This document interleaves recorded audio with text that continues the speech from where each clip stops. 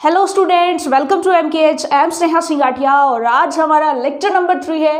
Oops, देखिएगा यहाँ पर लेक्चर नंबर 2 लिखा हुआ है, लेकिन ध्यान रखिएगा लेक्चर नंबर 2 की जो लास्ट स्लाइड है वो आपके सामने है और यहीं से बिल्कुल स्टार्ट करेंगे हम हमारा लेक्चर नंबर 3। ठीक है, ओके स्टूडेंट्स। देखिए, लास्ट लेक्चर की स्लाइड मैंने इसलिए रखी है क्योंकि टॉपिक यही वाला जो है हम आगे कंटिन्यू करने वाले हैं, यानी कि इसी को हमने थोड़ा सा आधा जो है करके छोड़ दिया था, इसको पूरा हम इस वीडियो के अंदर करने वाले हैं। ओके स्टूडेंट्स, सो देखिए लास्ट लेक्चर में बिल्कुल लास्ट में हमने देखा था कि स्थिर विद्युत बल जो कि कूलाम भाई साहब ने समझाया था, कूलाम का नियम हमें क्या कहता है, वो हमें कहता है कि जो कूलाम बल होता है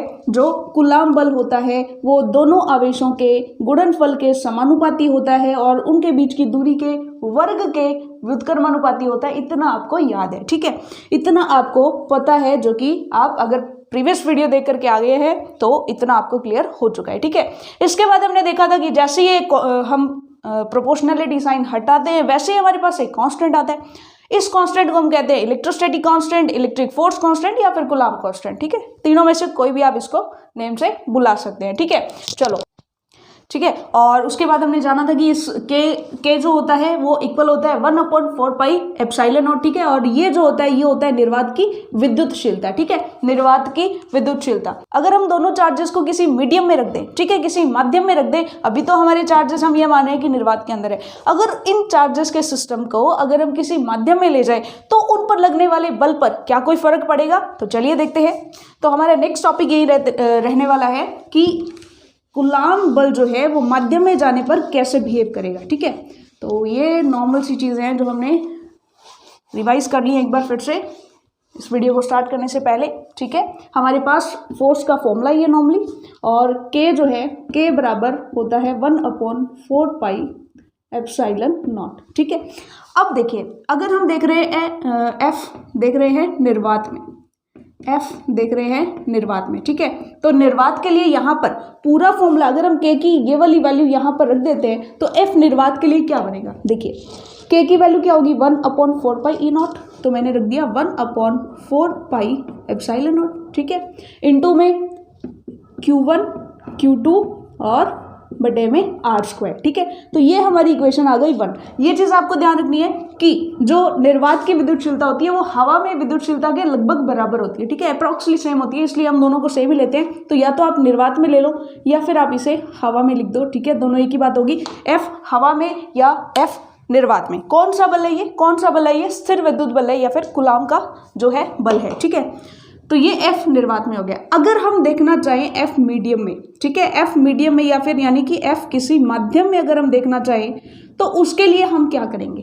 तो उसके लिए सिंपल सी बात है कि Q1 Q2 और उनके बीच की जो डिस्टेंस है वो तो सेम रहेगी, तो ये तो हम एज इट इज लिख देंगे। ठीक है, ये तो इसके जैसी आ जाएगी, लेकिन यहाँ पर जो के की वैल्यू है वो वाली वैल्यू चेंज हो जाएगी किसी अदर मीडियम के लिए। ठीक है, देखिए कैसे के की जो वैल्यू है निर्वात के लिए या हवा के लिए हमने देखा था कितनी होती है? 9 × 10⁹। ठीक है, 9 × 10⁹। ठीक है, ये होती है के की वैल्यू, जैसा कि हमने हमारे लास्ट लेक्चर के अंदर देखा था। ठीक है, यूनिट्स वगैरह भी हमने देख ली थी। लेकिन अब देखिए अगर हम मीडियम में ले रहे हैं, यहाँ तो जो विद्युतशीलता है वो किसके लिए लगी हुई है? निर्वात की विद्युतशीलता लगी हुई है। तो हमें मीडियम में जाने पर यहाँ पर जो विद्युतशीलता लेनी पड़ेगी वो उस पर्टिकुलर मीडियम की लेनी पड़ेगी जिस मीडियम में हम जा रहे हैं। ठीक है, तो यहाँ पर सिंपल सी चीज़ हम क्या करने वाले हैं, ये वाली जो टर्म है ये क्या हो जाएगी? एप्सिलॉन एम, यानी कि मीडियम की उस माध्यम की विद्युतशीलता यहाँ पर आ जाएगी। तो यहाँ पर हम इसे लिखेंगे माध्यम की विद्युतशीलता। ठीक है, जैसा कि आपने इसको क्या लिखा था? इसको आपने लिखा था निर्वात की विद्युतशीलता। तो मीडियम में जाने पर कोई फर्क नहीं आएगा, सब कुछ सेम रहेगा, लेकिन यहाँ पर माध्यम की जिस माध्यम में लेकर के जा रहे हैं उस माध्यम की विद्युतशीलता यहाँ पर आ जाएगी। ठीक है, तो सिंपल सी बात है कि अगर आपको किसी मीडियम में फोर्स पूछे तो आप माध्यम की जो विद्युतशीलता है वो लगाइएगा, अगर आपको सिंपली निर्वात में पूछे तो आप ये वाली चीज लगा देंगे। ठीक है, अब इसके लिए हम एक जनरलाइज मेथड ऐसा निकालते हैं जिससे हमें डायरेक्टली ये वाली वैल्यू हमारे लिए यूज हो जाए। ठीक है, हमें यहाँ पर माध्यम की विद्युतशीलता जो है उसके लिए इस पूरे k की जो वैल्यू उसको खोल करके ना लिखना पड़े, ठीक है। तो इसके लिए हम एक सॉल्यूशन निकालते हैं, एक छोटी सी ट्रिक जो है हम यूज़ करते हैं। और अभी हम आगे देखेंगे कि अक्सर जो न्यूमेरिकल्स होते हैं उसमें हमें डायरेक्ट माध्यम की विद्युतशीलता नहीं दी जाती, बल्कि एक और टर्म होती है वो हमें दी जाती है, वो वाली टर्म हम अभी निकालेंगे, ठीक है। तो देखते हैं, पहले देखते जाइए, उसके बाद आपको अच्छे से क्लियर होगा कि जो अब हम कर रहे हैं वो हमने क्यों किया, ठीक है। अब देखिएगा, यहाँ पर मेरे कहने से आप एक काम कर लो, इन दोनों को इक्वेशन 1 और इक्वेशन नंबर 2 जो हमारी आई है, इन दोनों को एक बार हम डिवाइड कर लेते हैं। देखिएगा, मेरे कहने पर आप एफ एयर में डिवाइड कर दो एफ मीडियम को, ठीक है। जैसे ही हम डिवाइड करेंगे तो क्या होगा, एफ एयर और इसको डिवाइड किया हमने एफ मीडियम से, ठीक है। तो ये वाली वैल्यू को इससे डिवाइड करेंगे, कैसे करेंगे, देखो ऊपर क्या आएगा, 1/4 pi epsilon not Q1 Q2 upon R², ठीक है। और नीचे क्या आएगा, 1/4 पाई एप्सिलॉन m, ठीक है। ये ध्यान रखिएगा, ये मीडियम की जो है विद्युतशीलता हमने लिखी है Q1 Q2 बटे में R²।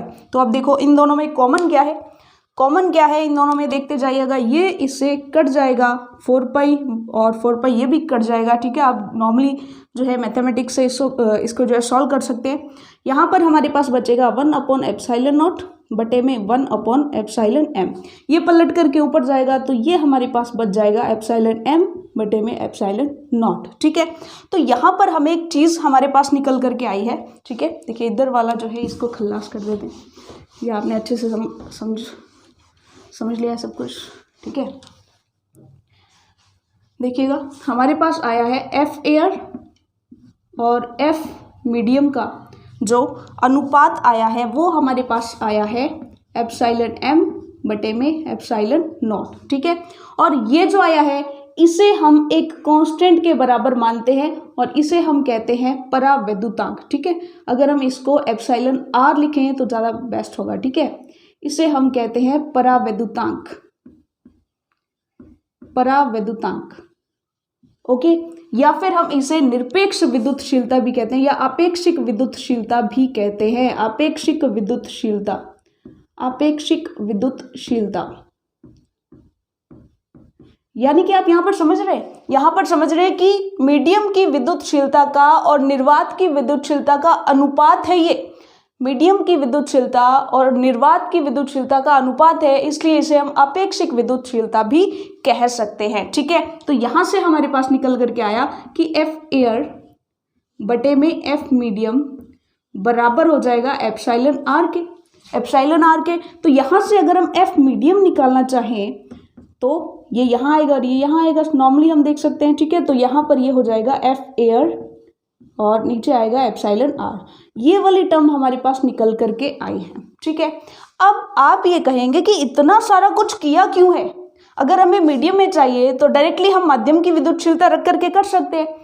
लेकिन डियर स्टूडेंट्स, एक्चुअल में जब हमारे पास न्यूमेरिकल्स आते हैं तो वहाँ पर हमें माध्यम की विद्युतशीलता नहीं दी जाती है, बल्कि माध्यम की आपेक्षिक विद्युतशीलता हमें दी जाती है, यानी कि माध्यम का परावैद्युतांक हमें जो है न्यूमेरिकल्स में दिया जाता है। इसलिए हमें ये वाला मेथड यूज़ करना पड़ेगा।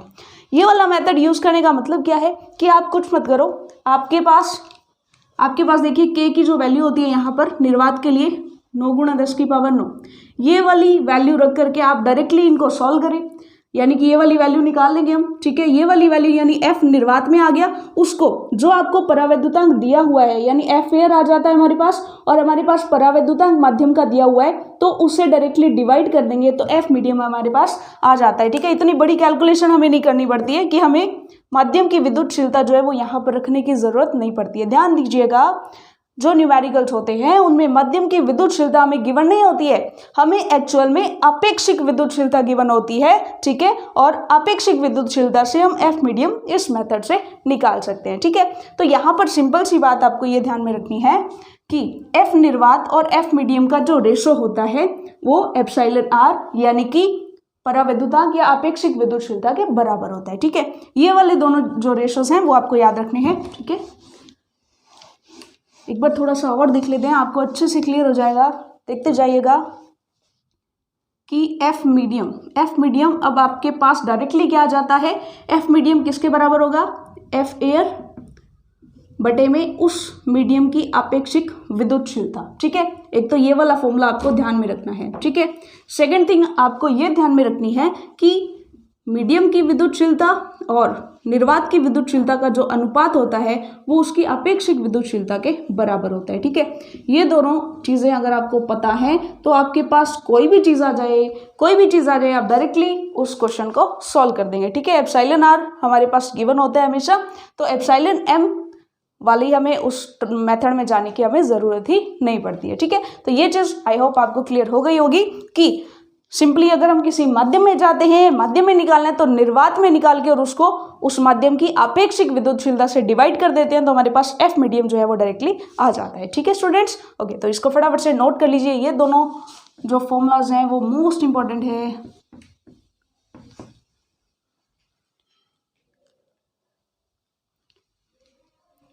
और यहाँ पर हमें एक चीज़ ध्यान में रखनी है, अगर हम इसकी बात करें आपेक्षिक विद्युतशीलता की, ठीक है, आपेक्षिक विद्युतशीलता की बात करें तो ये हमेशा ग्रेटर देन 1 होती है, ग्रेटर देन इक्वल टू 1, या तो 1 के बराबर होगी या फिर 1 से हमेशा बड़ी होगी। ठीक है, और अगर हम इसकी बात करें हवा की तो एप्सिलॉन हवा, ठीक है, देखिए हवा की नहीं, अगर हम एप्सिलॉन जल, ठीक है, इसकी बात करें तो ये 81 के बराबर होता है। ठीक है, 81 के बराबर होता है, ये थोड़ा सा याद रख सकते हैं अगर न्यूमेरिकल्स वगैरह में नहीं दिया होता। ठीक है, और अगर हम आपेक्षिक विद्युतशीलता की बात करें धातु की, ठीक है, धातु की बात करें तो ये अनंत होती है। ठीक है, ये न्यूमेरिकल्स में कहीं कहीं हमारे पास हमारे लिए यूजफुल हो सकती है। ठीक है, तो इसके लिए हमने जो है नोट कर लेंगे आप कि एप्सिलॉन वाटर 81 के इक्वल होती है और एप्सिलॉन धातु के लिए sorry students, epsilon are for water, ठीक है, एप्सिलॉन आर किसके लिए, जल के लिए 81 होगी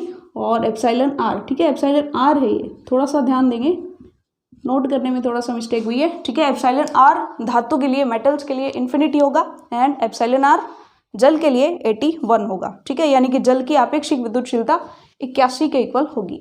अब हम देखेंगे कूलाम का सदिश निरूपण, यानी कूलाम बल का सदिश निरूपण हम कैसे करेंगे। ठीक है, चलो, तो हमारा टॉपिक क्या है, कूलाम बल का सदिश निरूपण। ठीक है, तो इसके लिए आपको सिंपली वेक्टर की जो प्रॉपर्टीज है वो आनी चाहिए। ठीक है, सदिश जो आपने चैप्टर हमारा 11th क्लास में होता है मैथ्स में, ठीक है, वो आपने पढ़ रखा होगा। ठीक है, फिर भी हम अच्छे से करेंगे, आपको सारी की सारी चीज़ें अच्छे से क्लियर हो जाएंगी। ठीक है, यहाँ पर हम क्या करते हैं कि एक निर्देश तंत्र लेते हैं, आपको पता है। ठीक है, तो यहाँ पर हम क्या करते हैं, सिंपली दोनों चार्जेस को शो करते हैं। ठीक है, कूलाम बल का निरूपण कर रहे हैं तो इसका मतलब कूलाम बल लगेगा तो दो चार्जेस के बीच में लगेगा, तो हम यहाँ पर बेसिकली एक Q1 चार्ज ले रहे हैं और दूसरा हम ले रहे हैं, देखिए सिंपली मान लीजिए ये हमारा Q2 चार्ज है और यहाँ पर हमने ले लिया एक Q1। ठीक है, और इन दोनों चार्जेस के लिए देखिएगा, इन दोनों चार्जेस के लिए Q1 का जो स्थिति सदिश है, मूल बिंदु के सापेक्ष जो इसका स्थिति सदिश है, पोजीशन वेक्टर हो जाएगा। देखिए अच्छे से बनाते हैं इसको ताकि अच्छे से क्लियर हो। ठीक है,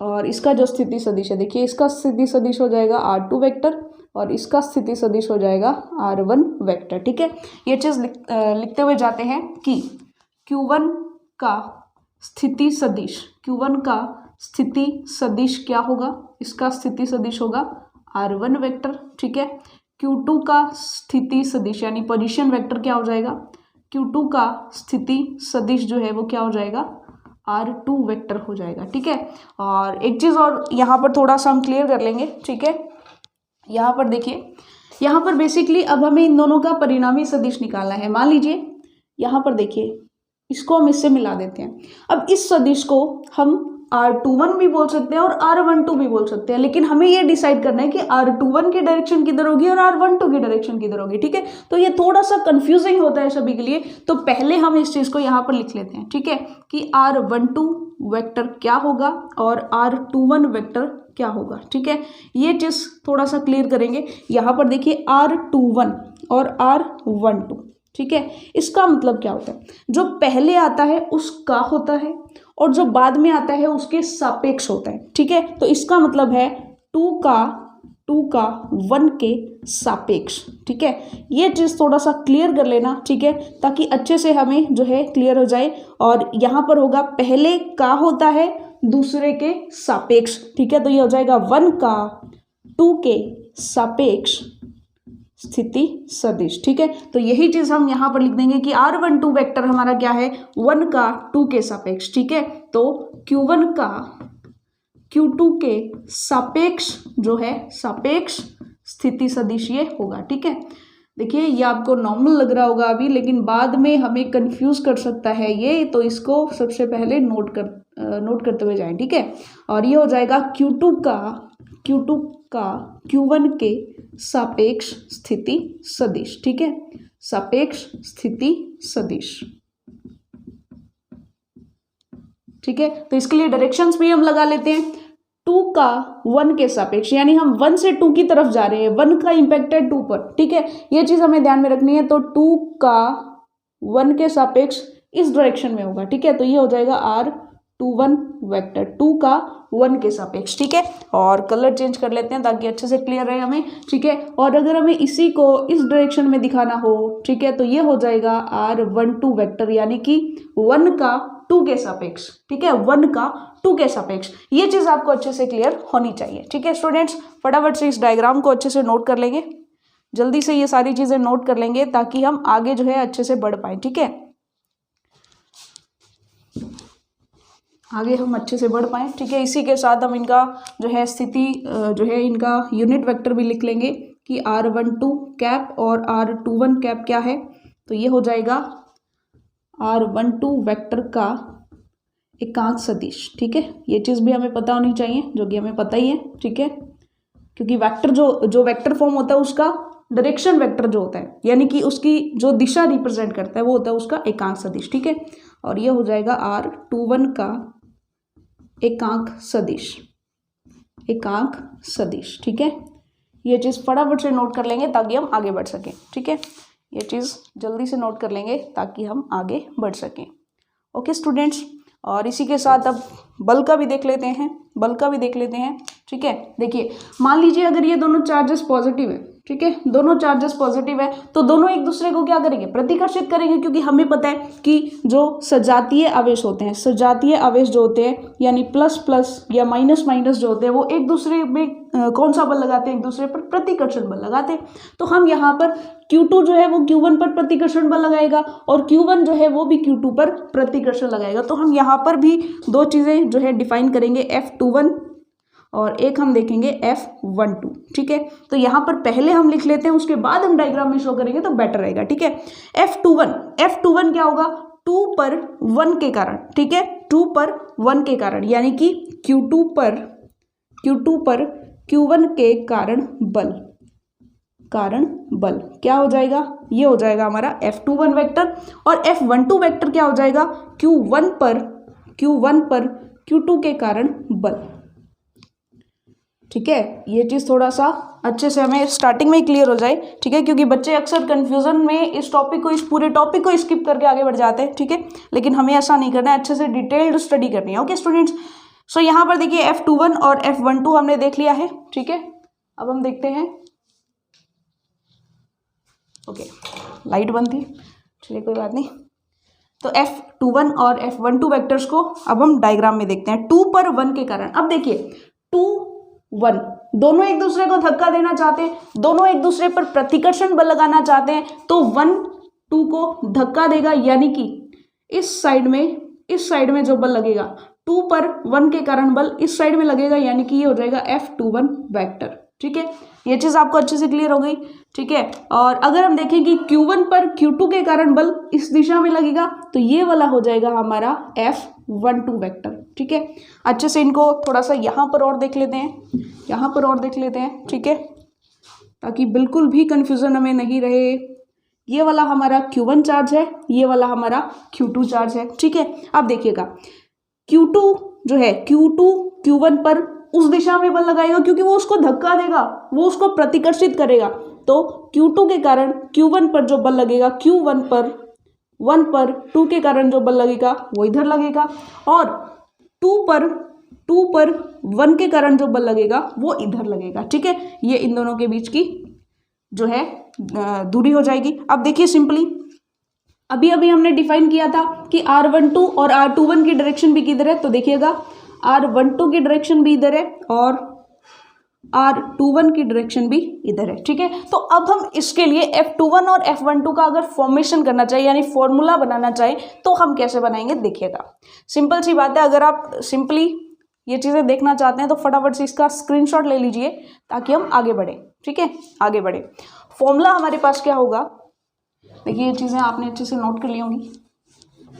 अब देखिए अगर हम F12 के लिए और F21 के लिए फॉर्मूला बनाना चाहें, ठीक है, F21 वेक्टर के लिए हम क्या करेंगे, simply K Q1 Q2 upon में हमें लेनी है डिस्टेंस, यानी कि हमें लेनी है इनके बीच की दूरी। तो यहाँ पर हम कौन सा वेक्टर लेंगे, तो आप सिंपल सा कहेंगे कि F21 अगर हम ले रहे हैं तो हम R21 लेंगे, ठीक है, R21 वेक्टर और इसकी क्या ले लेंगे, स्क्वायर, ठीक है। यहाँ पर देखिए वेक्टर की स्क्वायर नहीं होगा, एक्चुअल में क्या होता है, यहाँ पर हमें दोनों के बीच की ये जो डिस्टेंस है इसके मॉडुलस की स्क्वायर लेनी होगी, लेकिन दिशा तो फिर भी हमें दिखानी है, तो हम यहाँ पर इसका एकांक सदिश लेंगे, ठीक है। एकांक सदिश को हमने डिफाइन इसीलिए किया था, तो इसको हम स्क्वायर लिख देते हैं, इसकी स्क्वायर हो जाएगी और इसके लिए हम R2 वेक्टर ये लगा दिए। इसका मतलब है कि इस F21 की जो डायरेक्शन है ना वो इसकी दिशा में है, जिधर R21 वेक्टर की डायरेक्शन है उसकी दिशा में ही हमारा F21 वेक्टर होगा, ठीक है। ये चीज़ हमने लगा दी, तो ये हमारा हो गया फर्स्ट इक्वेशन, ठीक है। वेक्टर में आपने सब कुछ पढ़ा हुआ है अच्छे से। और F12 वेक्टर जो है वो क्या हो जाएगा, K Q1 Q2 अपॉन में R12 स्क्वायर और यहाँ पर हमने इसका एकांक सदिश लगा दिया 1 2, ठीक है। ये बन गई हमारी दोनों की दोनों इक्वेशंस, ठीक है। यहाँ तक आपको कोई भी डाउट नहीं होना चाहिए, ठीक है, यहाँ तक आपको कोई भी डाउट नहीं होना चाहिए। अब ये चीज़ तो आपको क्लियर है, ये चीज़ यहाँ पर देखिए सिंपल सी बात है, दोनों डायरेक्शंस दोनों डिस्टेंसेस है तो सेम, ठीक है। एक्चुअल में R12 का मॉडुलस और R21 का मॉडुलस दोनों डिस्टेंसेस है तो सेम, ठीक है। दोनों वेक्टर्स का जो माप है, दोनों वेक्टर्स का जो मॉडुलस है वो तो सेम है और उसको हम मान लेते हैं R, ठीक है। लेकिन अगर हम इनके एकांक सदिश की बात करें तो हमें पता है कि इनकी डायरेक्शंस अलग अलग है। डायरेक्शंस अगर विपरीत होती हैं, वैल्यूज अगर सेम होती हैं तो हम लिख सकते हैं कि R12 कैप बराबर होगा माइनस R21 कैप के, ठीक है। इन दोनों प्रॉपर्टीज को हम यहाँ पर यूज कर लेते हैं इन दोनों इक्वेशंस में, ठीक है। इन दोनों इक्वेशंस में अगर हम इन दोनों प्रॉपर्टीज को यूज करेंगे तो यहाँ पर सिंपली हमारे पास क्या आएगा, देखते जाइए। इक्वेशन 1 हमारे पास क्या बनेगी कि जो हमारा F21 वेक्टर है वो हो जाएगा K Q1 Q2 और ये सिंपली R21 सिंपली R के बराबर है क्योंकि यहाँ पर भी हमने मॉडुलस ही लिया हुआ है, दूरी ली हुई है सिंपली, ठीक है। तो यहाँ पर ये हो जाएगा R स्क्वायर और इनटू में आ जाएगा हमारे पास R21 कैप, ठीक है। और इसी के साथ अगर हम ले F12 वेक्टर, ठीक है, ये हमारे पास हो जाएगा K Q1 Q2, ये भी सिंपली R हो जाएगा और यहाँ पर आ जाएगा R12 कैप, ठीक है। ये तो हमने एज इट इज रखा, सिर्फ हमने एक बार ये वाली वैल्यू रखी है, ठीक है। और इसको हम इक्वेशन नंबर 3 नेम दे सकते हैं। तो हम यहाँ पर सिंपली लिख सकते हैं कि इक्वेशन 3 से अगर हम जो है R12 कैप की वैल्यू R21 कैप की फॉर्म में यहाँ पर रखेंगे तो ये क्या आ जाएगा, F12 वेक्टर बराबर हो जाएगा K Q1 Q2 अपॉन में R और ये 1 2 किस में चेंज हो जाएगा, 2 1 में, और जैसे ही 2 1 में चेंज होगा तो साथ में क्या आ जाएगा, माइनस आ जाएगा, तो इसे हम लिख देंगे R12 कैप, ठीक है। अगर ऐसा कर दिया तो हमें सिंपली यहाँ पर समझ में आ जाएगा कि F21 वेक्टर जो है वो माइनस ऑफ F12 वेक्टर के इक्वल हो जाएगा, ठीक है, ठीक है। ये चीज़ आपको समझ में आ गई क्योंकि सब कुछ तो सेम है, K Q1 Q2 बटे में R square, K Q1 Q2 बटे में R स्क्वायर, R21 यहाँ है और R21 भी यहाँ है, लेकिन यहाँ पर एक माइनस का साइन एक्स्ट्रा है, इसके लिए F21 वेक्टर बराबर होगा माइनस ऑफ F12 वेक्टर के, ठीक है। यही चीज़ हमें प्रूफ करनी थी सिंपली कि अगर फोर्सेस की डायरेक्शंस अलग अलग हो, ठीक है, और माप से वो तो सिंपली उनमें एक माइनस का फर्क आएगा क्योंकि ये माइनस साइन जो है वो उनके ऑपोजिट डायरेक्शंस को शो करता है, ठीक है। ये चीज़ आपको समझ में आ गई। तो यही था एक्चुअल में कूलाम बल का सदिश निरूपण, ठीक है। कूलाम बल का सदिश निरूपण एक्चुअल में ये वाली चीज़ जो है वो है कूलाम बल का सदिश निरूपण। F21 वेक्टर निकालना है तो ऊपर वाला फॉर्मूला और F12 वेक्टर निकालना है तो ये वाला फॉर्मूला, ओके स्टूडेंट्स। और ये तो हमने कंक्लूजन निकाला एक्चुअली, ठीक है, कि F21 वेक्टर जो है वो माइनस ऑफ F12 वेक्टर के इक्वल होगा, ठीक है। अब हम देखते हैं न्यूमेरिकल अप्रोच, ठीक है, कि न्यूमेरिकल्स अगर हमें करने हैं तो हम क्या करेंगे। न्यूमेरिकल्स अगर हमें करने हैं तो हम कैसे करेंगे, ठीक है। आई होप ये सब चीज़ें आपको अच्छे से क्लियर होंगी, ठीक है। देखिए अब हम देखते हैं फॉर न्यूमेरिकल अप्रोच, ठीक है। न्यूमेरिकल्स के लिए हम क्या करेंगे। अब देखिए न्यूमेरिकल्स के लिए हमारे पास सिंपली कोई सदिश होता है, मान लीजिए कोई ए है, ठीक है, ए वेक्टर, और ये सिंपली एक दूसरा सदिश है हमारे पास बी वेक्टर, दोनों थीटा एंगल से सेपरेट हो रहे हैं, यानी दोनों के बीच में थीटा एंगल है, ठीक है। तो इनका जो परिणामी सदिश होता है, ठीक है, परिणामी सदिश ये क्या होता है, इसको हम आर से रिप्रेजेंट करते हैं, रिजल्टेंट वेक्टर, ठीक है। इसके लिए हमारे पास फॉर्मूला होता है कौन सा, a square plus b square plus 2ab cos theta, ठीक है। ये आप सब जानते हैं क्योंकि वेक्टर जो चैप्टर है इसके अंदर हम अच्छे से 11th क्लास में पढ़ के आ चुके हैं, ठीक है। ओके स्टूडेंट्स, सो न्यूमेरिकल्स के लिए हमें यही फॉर्मूला, यही चीज़ याद करनी है कि हमारे पास दो वेक्टर्स हो जो कि थीटा एंगल पर रखे हों और उनका परिणामी सदिश अगर हमें निकालना है तो हम कैसे निकालेंगे, ठीक है। अब देखिए फोर्सेज में ये कैसे यूज होने वाले, देखिए अगर हमें सिंपली बोला जाए कि एक F1 हमारे लिए इधर लग रहा है, दूसरा एक फोर्स है F2 वो भी इधर, ठीक है, फर्स्ट केस। सेकंड केस हमारे पास ये हो कि F1 इधर और F2 इधर लग रहा है, और हमारे पास तीसरा केस हो अगर कि इस टाइप से हमारे पास दो फोर्सेस हैं, ठीक है, और दोनों theta is equal to 120 degree angle से सेपरेट हैं, और यहाँ पर theta is equal to 90 degree हो जाएगा और यहाँ पर theta is equal to 0 degree हो जाएगा क्योंकि दोनों सेम डायरेक्शन में है, ठीक है। तो इनके लिए परिणामी फोर्स, रिजल्टेंट फोर्स अगर हम निकालना चाहें तो कैसे निकालेंगे, तो सिंपल सी बात है, F1 और F2 को हम ए वेक्टर और बी वेक्टर कंसीडर करेंगे और जो थीटा एंगल है वो हमारे पास आ जाएगा सिंपली, ठीक है। और ऐसे करके हम इस फॉर्मूले से इनका रिजल्टेंट वेक्टर जो है वो निकाल देंगे, ठीक है स्टूडेंट्स। और अगर दोनों फोर्सेस की वैल्यू सेम होती है, मान लीजिए F1 बराबर होता है F2, तो इनके लिए कुछ परमानेंट सॉल्यूशंस भी हम निकाल लेते हैं जनरल फॉर्म में, ठीक है, ताकि अगर F1 और F2 इक्वल हो तो उनके लिए एक रिजल्ट हम निकाल के छोड़ लेते हैं, ताकि कभी भी हमें न्यूमेरिकल्स में डायरेक्टली इस टाइप से आ जाए तो हम डायरेक्टली वो फॉर्मूला यूज करें हमारे पास आंसर आ जाए। लेकिन जनरल फॉर्मूला तो ये है, ठीक है, कि अगर दो वेक्टर्स हमारे पास थीटा एंगल से सेपरेट हो रहे हैं तो उनका परिणामी सदिश निकालने का फॉर्मूला ये होता है, ठीक है। तीनों केसेस के लिए एक बार देख लेते हैं, इस केस के लिए क्या होगा, सिंपल सा फॉर्मूला, देखिए सिंपल सा हमारे पास क्या हो जाएगा, अगर हम F1 बराबर F2 माने तो, ठीक है, तो सिंपल सी बात है, रिजल्टेंट वेक्टर या F नेट, यहाँ पर हम ये बोल सकते हैं F नेट इनके लिए क्या हो जाएगा, F1 square plus F2 square plus 2F1 F2 cos, अब 0 डिग्री है तो 0 डिग्री लगा देंगे। इसके लिए क्या आएगा, इसके लिए आएगा F1 square plus F2 square plus 2F1 F2 cos 90 degree है तो हम लगा देंगे 90 डिग्री, ओके। इसके लिए क्या होगा, इसके लिए होगा F1 square plus F2 square plus 2F1 F2 and cos 120 degrees, ठीक है। अब आपको एक काम करना है, सिंपली इनके लिए स्पेशल रिजल्ट्स निकालने, ठीक है, इनके लिए स्पेशल रिजल्ट्स निकालने कि अगर हमारे पास F1 बराबर हो F2, ठीक है, तो इसके लिए क्या करेंगे, चलिए ऊपर करते हैं इनको मिटा करके।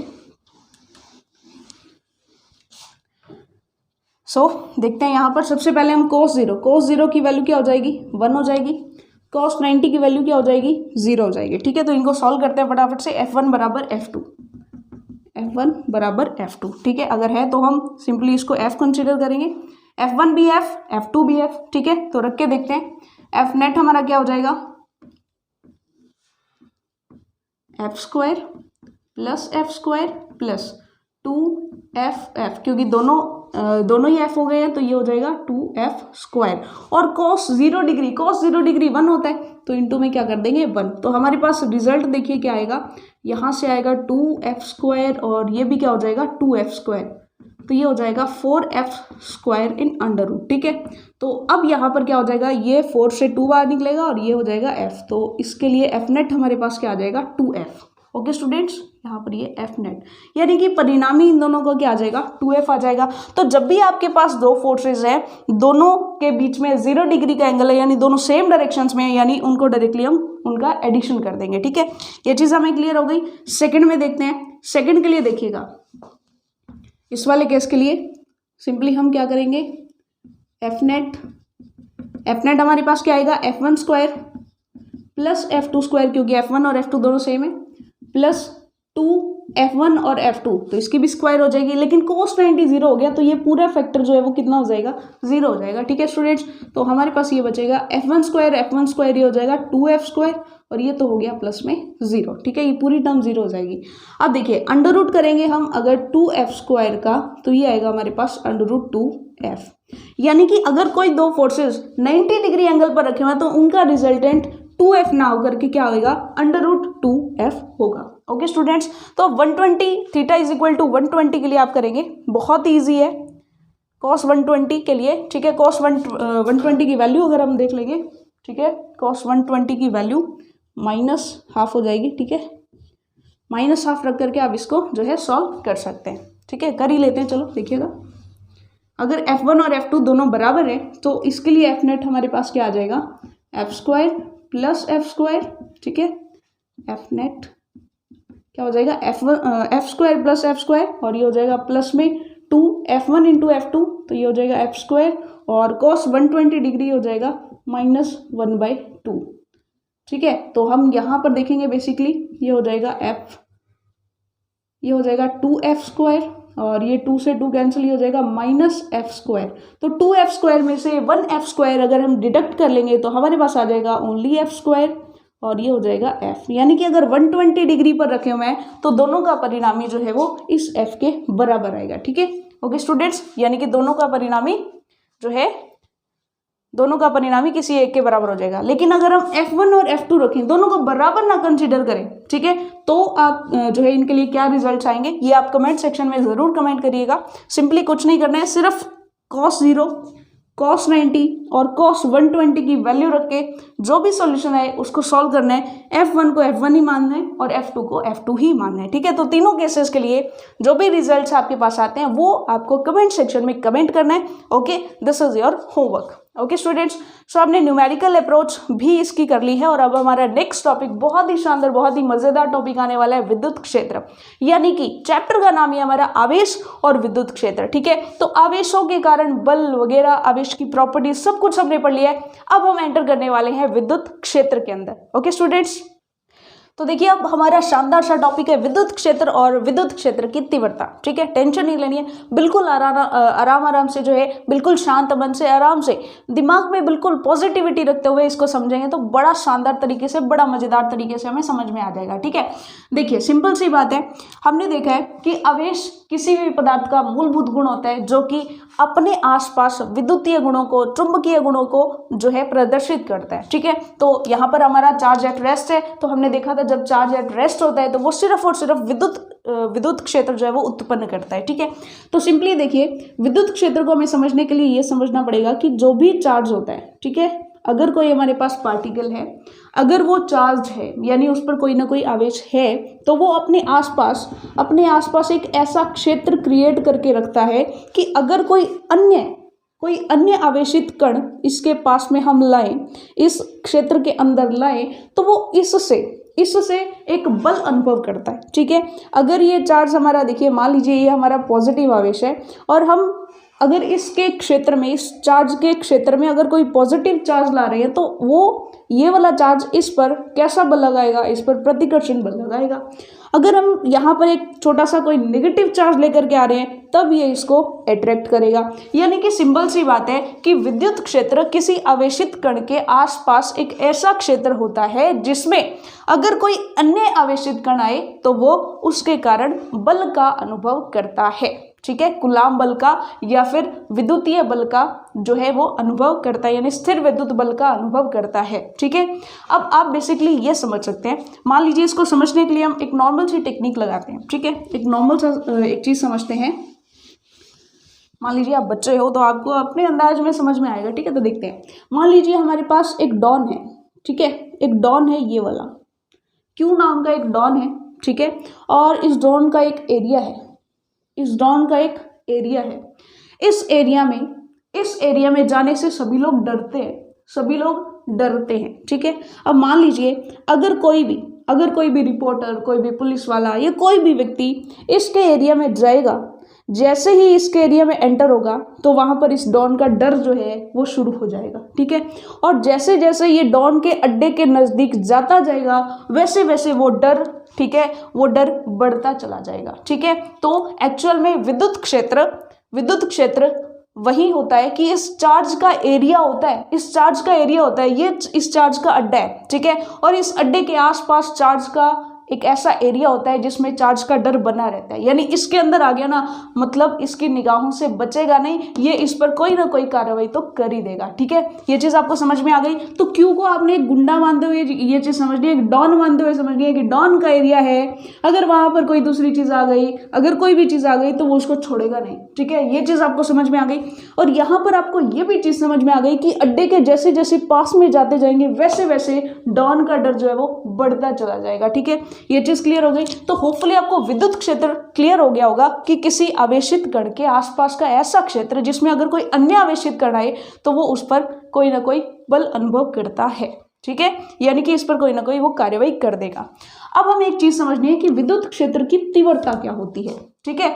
यहाँ पर विद्युत क्षेत्र की तीव्रता का मतलब डर की अमाउंट कितनी है, डॉन के अड्डे में जाने के बाद उसको कितना का डर लग रहा है, वो है एक्चुअल में विद्युत क्षेत्र की तीव्रता, ठीक है। इसको ऐसे समझते हैं, देखिएगा, अगर हम विद्युत क्षेत्र की तीव्रता की परिभाषा देखें तो वहां पर ये होता है कि एकांक धनावेश पर लगने वाला बल, ठीक है। तो सिंपल सी बात है, देखिए एक एग्जाम्पल लेते हैं, यहाँ पर हम एक एग्जाम्पल लेते हैं, ठीक है, कि यहाँ पर अब सिंगल कोई एक आदमी तो जा नहीं सकता, डॉन के अड्डे में जाने से डर लगता है। तो एक्चुअल में मान लीजिए कि कोई दो आदमी है, ठीक है, कोई दो आदमी है, वो हाथ पकड़ के जाते हैं, एक दूसरे को साहस बंधाते हुए जाते हैं कि चल थोड़ा सा काम है इसके अड्डे में, इसके एरिया में, करके आते हैं, ठीक है। तो ये दोनों व्यक्ति यहाँ पर जाते हैं।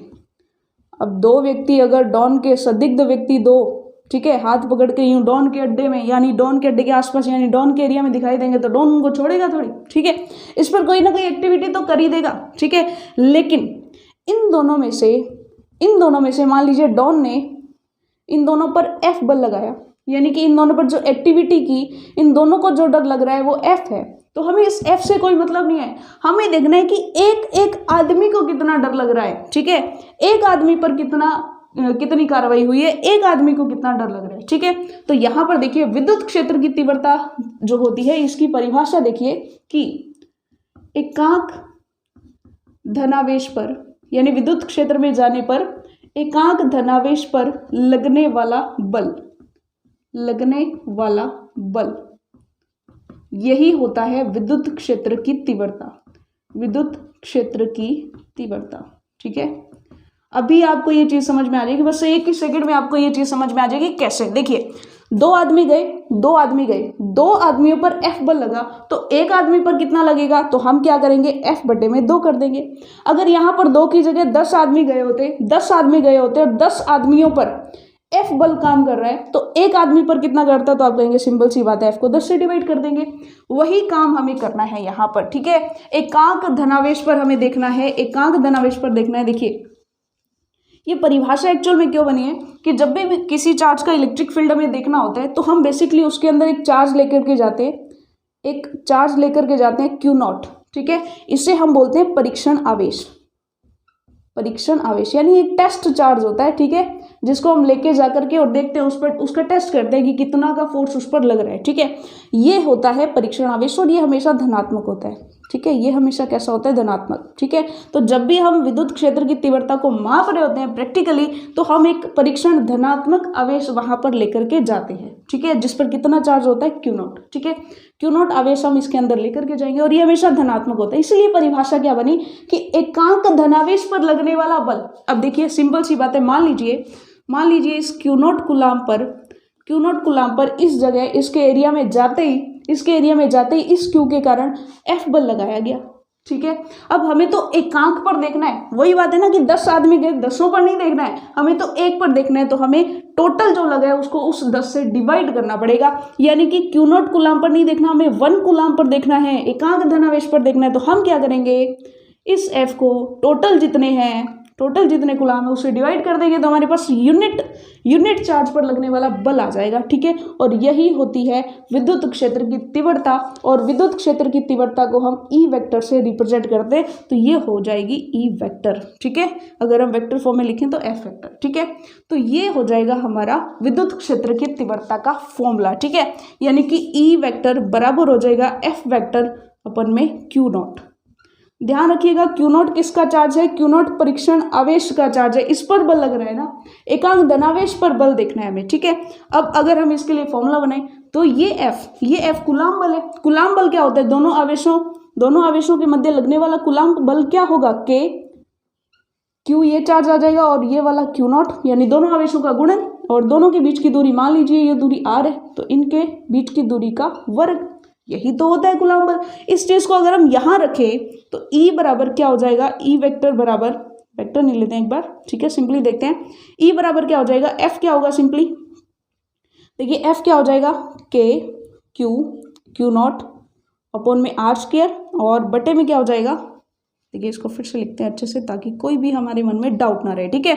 एफ की ये वाली वैल्यू हमने यहाँ पर रखी है और इसको डिवाइड कर देंगे हम क्यू नॉट से, ठीक है।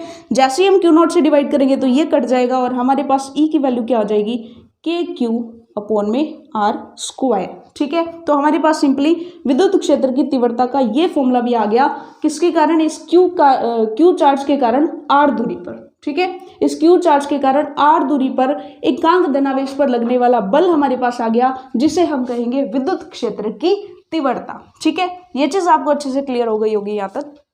अब देखते हैं आगे, ठीक है। अब देखिए सिंपली हमें ये भी समझ में आ रहा है, देखिए यहाँ पर इस रिलेशन से E बराबर हमारे पास आया है के क्यू अपॉन में आर स्क्वायर, यानी कि यहाँ पर हमें सिंपली पता चल रहा है E जो है वो आर स्क्वायर के कैसा है, व्युत्क्रमानुपाती है, ठीक है।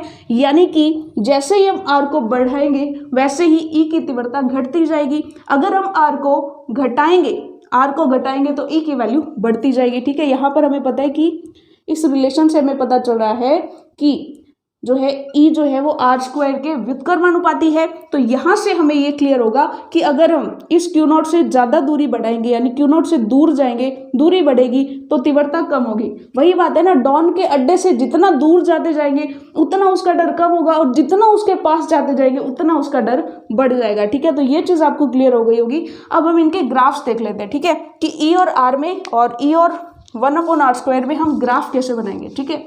ये चीज़ आपने नोट कर ली होगी। तो देखिए सिंपली इनके बीच में ग्राफ कैसे बनेगा। अगर हम E और 1/r² में ग्राफ बनाना चाहें, ठीक है, तो अगर हम देखें E प्रोपोर्शनल है किसके, 1/r² के, तो इनके लिए तो सिंपली ग्राफ कैसा बनेगा, स्ट्रेट लाइन बनेगा, ठीक है। इसके लिए तो ये वाला ग्राफ हो जाएगा।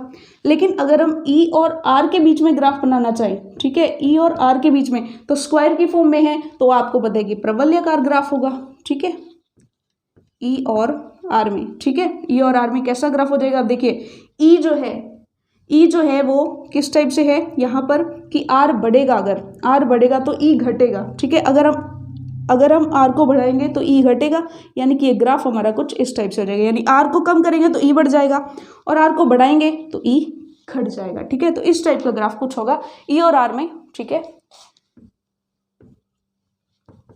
तो ये वाले ग्राफ्स भी आप यहाँ पर ड्रॉ कर लेंगे।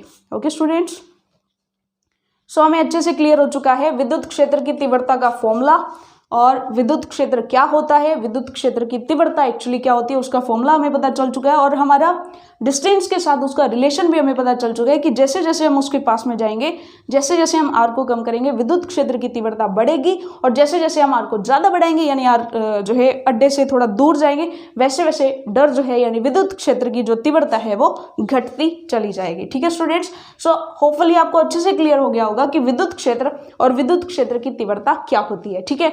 अब हम देखेंगे आगे कि विद्युत क्षेत्र रेखाएं कैसे बनती हैं, और उसके बाद हम जो है फ्लक्स देखेंगे, और उसके बाद हम गाउस का नियम वगैरह देखेंगे। तो वो हम करेंगे हमारी नेक्स्ट वीडियो में। तब तक के लिए ऑल द वेरी बेस्ट। और आपको करना ये है कि वीडियो अगर आपको अच्छी लगी है और प्रीवियस वीडियोस अगर आपने नहीं देखी है तो प्लीज़ उनको देख करके फिर ही आगे कंटिन्यू करें, ताकि आपको टॉपिक कॉन्सेप्चुअली अच्छे से क्लियर होता जाए। ओके स्टूडेंट्स, सो लाइक करें और नेक्स्ट वीडियो का जो नोटिफिकेशन आपको मिल जाए इसके लिए चैनल को सब्सक्राइब कर दें। Okay students, thank you very much.